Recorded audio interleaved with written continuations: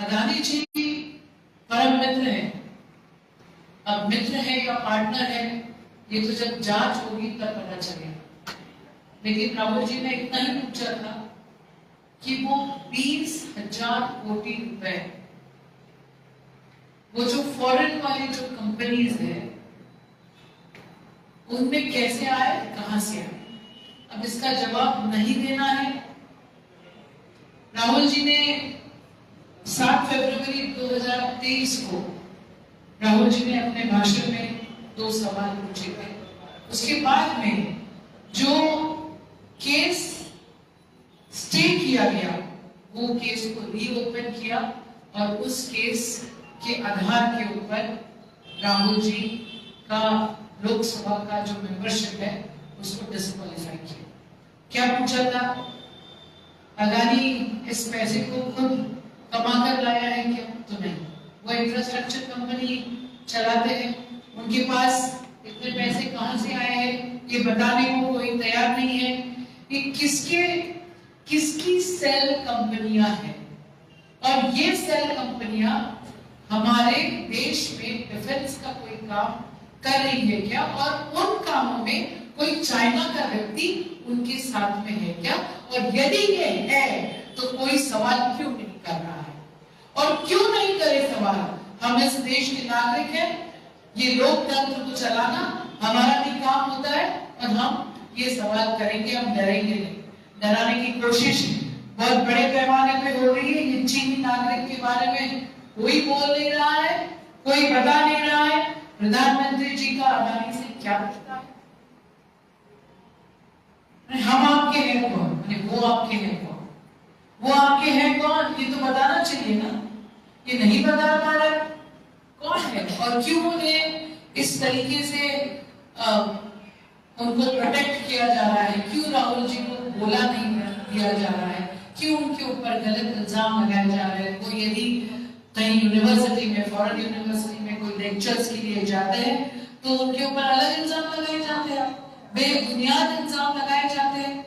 और ये सारी चीजें, ये सारी बातें इस देश के लोकतंत्र को खत्म करने वाली। ऑस्ट्रेलिया में किसके साथ आप गए थे? कौन आपकी फ्लाइट में था? बांग्लादेश में आपने क्या किया? श्रीलंका में आपने क्या किया? हवाई अड्डे के जो कॉन्ट्रैक्ट्स है वो किसके लिए, किसको दिए गए? पोर्ट्स जो है वो किसको दिए गए? एयरपोर्ट्स गए, पोर्ट्स गए, डिफेंस गया। पावर के बारे में बात करिए, पावर इंडस्ट्री कौन चला रहा है? धान के बारे में बात करिए। अरे सामान्य आदमी ने कुछ नहीं करना, जो भी करना है वो सिर्फ एक ही लोग, एक ही इंसान करेगा, एक ही कंपनी करेगी और वो है अदानी। और यदि यही एक कंपनी को देना है तो उनके पास में 20,000 करोड़ आए कहां से? ये तो पूछना अपना हक, अधिकार है। और इस अधिकार का यदि हम लोग इम्प्लीमेंटेशन करें तो इन लोगों को क्या तकलीफ हो रही है? राहुल जी ने भाषण दिया और 9 दिन के बाद उनके खिलाफ जो कई सालों पहले जो मामला शुरू था और जिस व्यक्ति ने, कोई पूर्ण मोदी करके है, जिस व्यक्ति ने वो मामला चलाया था और जिस व्यक्ति ने उसके ऊपर स्टे लिया था वो खुद हाईकोर्ट में जाता है और वो मामला, उसका स्टे उठाने की रिक्वेस्ट करता है और वो स्टे उठ भी जाता है। और स्टे उठता है और राहुल जी को 2 साल का कारावास उस सेशन कोर्ट में, नीचे वाले कोर्ट में घोषित होता है। अब ऐसा क्या किया राहुल जी? क्या किया? कुछ भी तो नहीं किया। सवाल पूछा और वो भी लोकसभा में सवाल पूछा, उसके बारे में पूछना नहीं, बोलना नहीं, कुछ भी करना नहीं और कुछ बताना नहीं। ये सिलसिला तब तक चलेगा और इसे कब तक सेट करते आएंगे। भाइयों, जो विरोधक है उनकी एक ही मांग है कि जेपीसी लगाए। ऐसे जेपीसी को पूर्व प्रधानमंत्री जो थे वो भी फेस कर चुके हैं। काफी सारे इल्जाम लोगों ने लगाए थे, 2G, 3G, 4G जेपीसी हुई, उसके सामने वो लोग गए, वो उनके जो लगाए हुए इल्जाम बेबुनियाद थे, ये साबित हुआ। और यदि मोदी जी हमेशा ये बोलते हैं कि मैं तो फकीर हूं, मैं तो क्या झोला लेकर चला जाऊंगा, तो तो जेपीसी से डर क्या, किस बात का, क्यों डर रहे हो आप? और हमसे, राहुल जी से, कांग्रेस से क्यों डर रहे हो आप? कायर के जैसे बर्ताव आप लोग क्यों कर रहे हो? ये सवाल है हमारा। ये ऐसी कायरता कोई सहन नहीं करेगा, ऐसी कायरता आपसे अपेक्षित नहीं है। ये हिंदुस्तान, इस देश का संविधान है और प्रश्न पूछना ये विपक्ष का अधिकार है, तो हम ये प्रश्न जरूर पूछेंगे। डरना है तो डरो, हम तो नहीं डरने वाले। हमारे ऊपर आज आपने 2 साल का कारावास लगाया, हमारे ऊपर आज आप नहीं वो इल्जाम लगा रहे हो। हम लोग तो जनता में जाएंगे, जनता में बोलेंगे, जनता के साथ गुफ्तगू करेंगे और वास्तविकता क्या है इस देश की और अदानी की और इस मोदानी सरकार की, ये तो बताएंगे, है ना? बोलना तो पड़ेगा। मोदी जी और अदानी जी एक दूसरे के बहुत करीब दोस्ती रखते हैं, तो ये दोस्त लगते हैं, ये दोस्त है या पार्टनर है या और कुछ इनके बीच में है, ये तो स्पष्ट करना ही पड़ेगा। जेपीसी को सामने जाना ही पड़ेगा। लोकतंत्र में जेपीसी की मांग करना क्या गलत बात होती है? लोकतंत्र में विपक्ष यदि बोलता है तो ये क्या गलत बात होती है? लोकतंत्र में सभी को अधिकार रहता है बोलने का और सभी को बोलने देना चाहिए। दूसरा झूठा इल्जाम जो राहुल जी के ऊपर लगा रहे हैं वो है कि ओबीसी का मुद्दा उठा रहे और ओबीसी के लोगों को अपमान किया राहुल जी ने, ये बताया। अब ओबीसी की तो हमारे भी 2 मुख्यमंत्री ओबीसी से आते हैं। राजस्थान के मुख्यमंत्री गहलोत साहब, अब छत्तीसगढ़ के मुख्यमंत्री आप देखिए तो सारे ओबीसी में आते हैं। आप ऐसा कैसा कह सकते हो? और क्या नीरव मोदी, क्या मेहुल चोकसी और ललित मोदी ये क्या ओबीसी में आते हैं? ये तो व्यापारी है जिन्होंने इस देश का पैसा बाहर लेकर गए हैं और उन लोगों की मदद से गए हैं जो आज सत्ता में बैठे हैं। तो इन चीजों के ऊपर यदि राहुल जी कोई प्रश्न उठाते हैं, बोलते हैं, संसद में इस बार का तो बजट सेशन था, उन्होंने 2 बार लेटर लिखा, उनको बोला नहीं दिया गया। उन्होंने फिर बाद में उनसे जाकर वो मिलकर आए, फिर भी वो बोले कि हमने यहाँ आकर चाय पी लो, हम आपको क्वेश्चन नहीं पूछने देंगे, हम आपके उनके ऊपर कोई इल्जाम लगाए उसका जवाब भी नहीं देने देंगे। ये कौन सी डेमोक्रेसी है? ये कौन सा लोकतंत्र है? ये कौन सी लोकशाही है? ये तो नहीं चलेगा। सूरत में, गुजरात में एक भाषण होता है जो इलेक्शन के समय कोलार में हुआ था। उस भाषण का आधार लेकर कोई पूर्णा मोदी करके कोई व्यक्ति है जो सूरत में केस रजिस्टर करता है। अब ये उनका दायरे में भी आता है या नहीं आता है, ये भी सुप्रीम कोर्ट ने नहीं देखा। फिर हम लोगों ने क्या बोलना चाहिए? Is it politicisation of judiciary and what? ये कैसे? जांच भी नहीं होना चाहिए?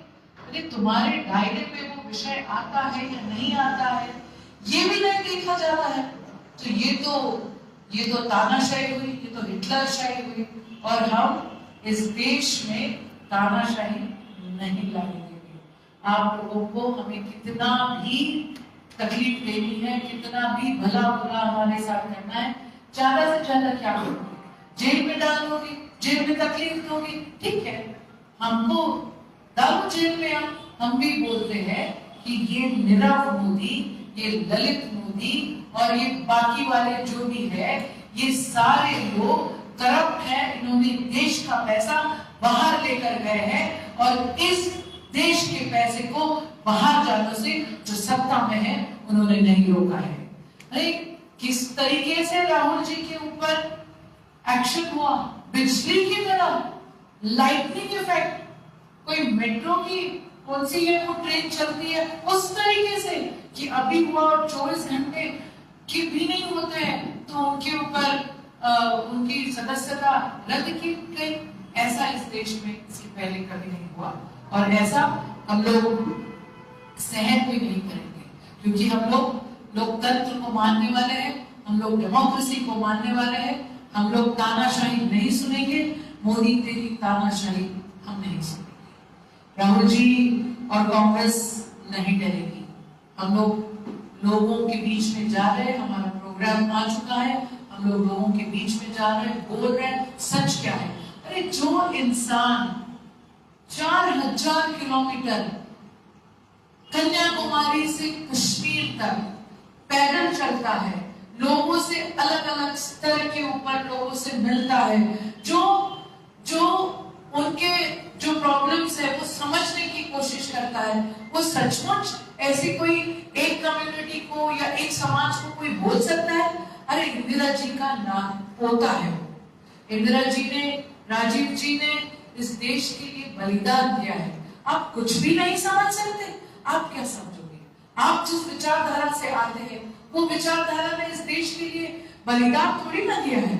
तो आयकर मिला है आपको सब कुछ, और जो पंडित जी ने शुरुआत की उसको भी आप बेचने चले हैं, ये वास्तविकता है। देखो ऐसा है, क्रिमिनल उसको क्या बोलते हैं, मानहानि, है ना। क्रिमिनल मानहानि का जो विषय है ये किस चीज के लिए होती है? कोई एक व्यक्ति के लिए किसी ने कुछ बोला है, वो व्यक्तियों ने कभी कुछ कंप्लेन की है, वो व्यक्तियों ने कंप्लेन नहीं की, कोई एक समाज के लिए कुछ बोला नहीं गया, और फिर भी उनको 2 साल की सजा। हम लोगों ने काफी जस्टिस लोगों से बात की, रिटायर्ड लॉयर्स, रिटायर्ड जस्टिस लोगों से हम लोग बैठे और ये बोले this is a very very harsh punishment and it is challenging, it would be challenge. Mahatma Gandhi, Pandit Jawaharlal Nehru, Subhash Chandra Bose ji, Sardar Patel ji, इन लोगों को ब्रिटिश ने जेल में भेजा। आज जो सरकार है राहुल जी को जेल में भेजना चाहती है। हमको मालूम है कितने कितने घंटे तुम लोगों ने राहुल जी को और सोनिया जी को इनके सामने बैठाया, कितने कितने घंटे। सोनिया जी की तबीयत ठीक नहीं है, उनके हेल्थ प्रॉब्लम्स है, फिर भी आप लोगों ने ये मनमानी की, ये तानाशाही की। जैसे महात्मा गांधी, जैसे हमारे पिता महात्मा गांधी, जैसे पंडित जवाहरलाल नेहरू, सुभाष चंद्र बोस, सरदार पटेल, मौलाना आजाद जी, ये लोग जीत गए थे।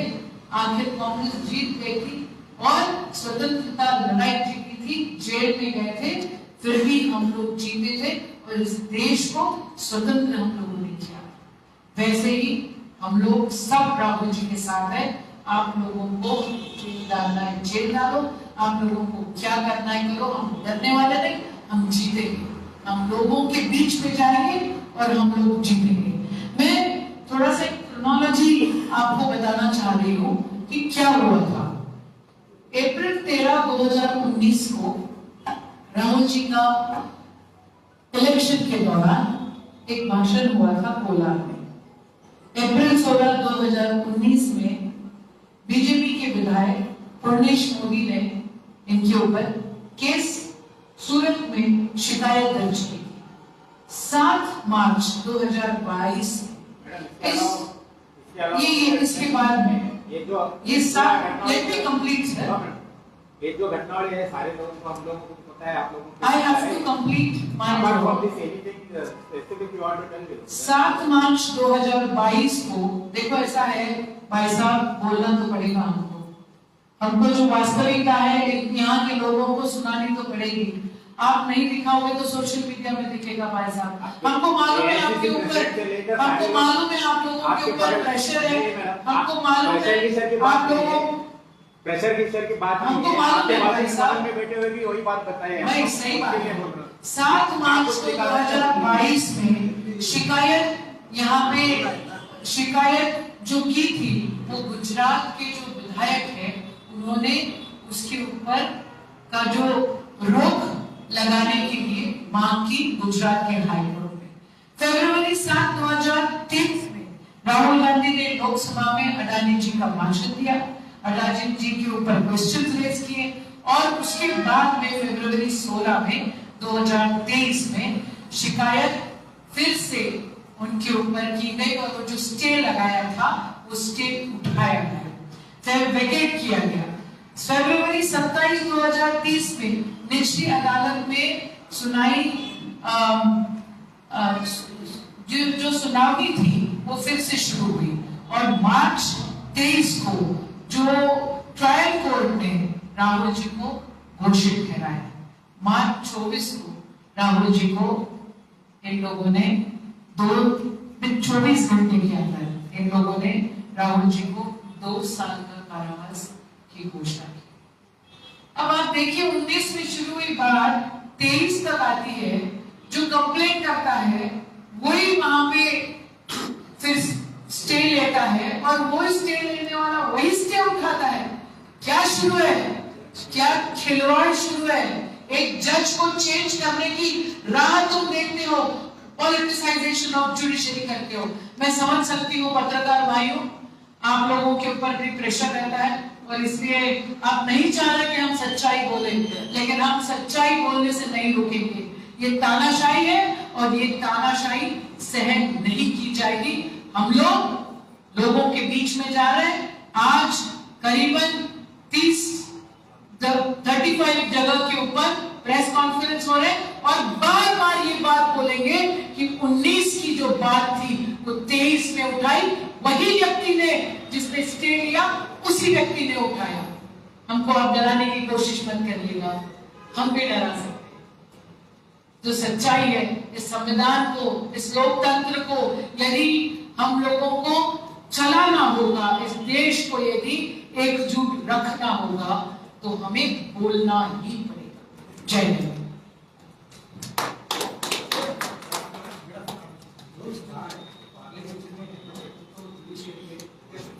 देखो ऐसा है,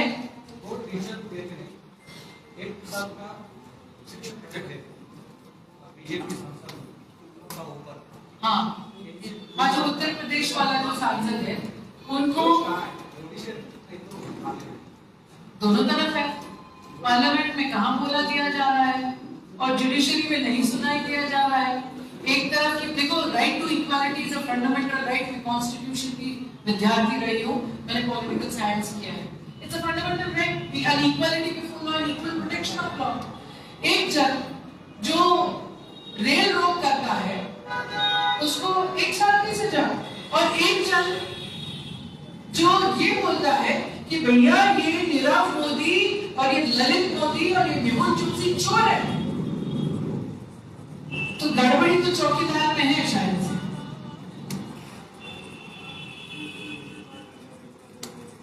हाँ देखिए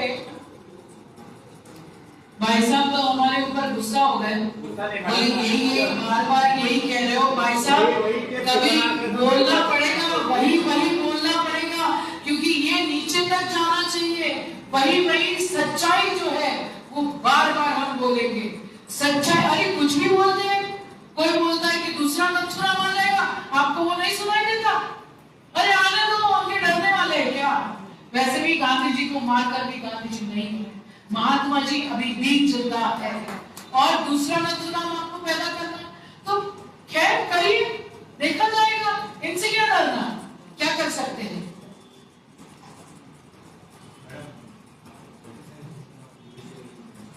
Yes,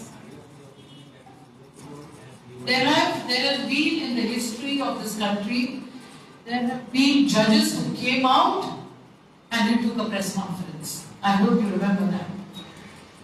And I hope this judiciary is kept intact, because we have high hopes from the present Chief Justice. And I hope he can keep the morals of this country, the real fabric of this country intact.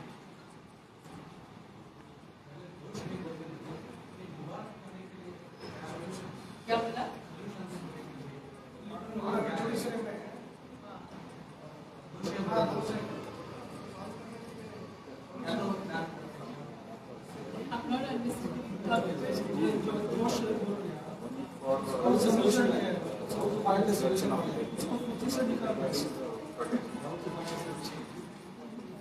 Solution तो लोगों के बीच में जाकर ही solution मिलेगा।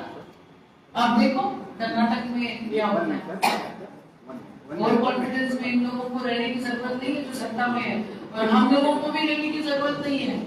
हम लोग तो सच्चाई बताना चाह रहे, लोगों के बीच में जा रहे और सच्चाई बताना चाह रहे, और लोगों की दरबार में ही होगा जो होगा वो।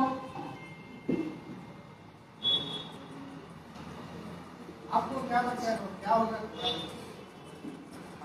हम तो बहुत पॉजिटिव है, हमको तो जो भी दिख रहा है वो अच्छा दिख रहा है। कांग्रेस के लिए, कांग्रेस विचारधारा के लिए, सर्वधर्म समभाव के लिए, सेक्युलरिज्म के लिए अच्छा दिख रहा है, माहौल तो अच्छा नहीं। अब मैं वहाँ पे क्या, मैं पीसीसी प्रेसिडेंट नहीं हूँ, पीसीसी प्रेसिडेंट से या जो एआईसीसी चाहे वो कीजिएगा। डेट की है कि नहीं सर?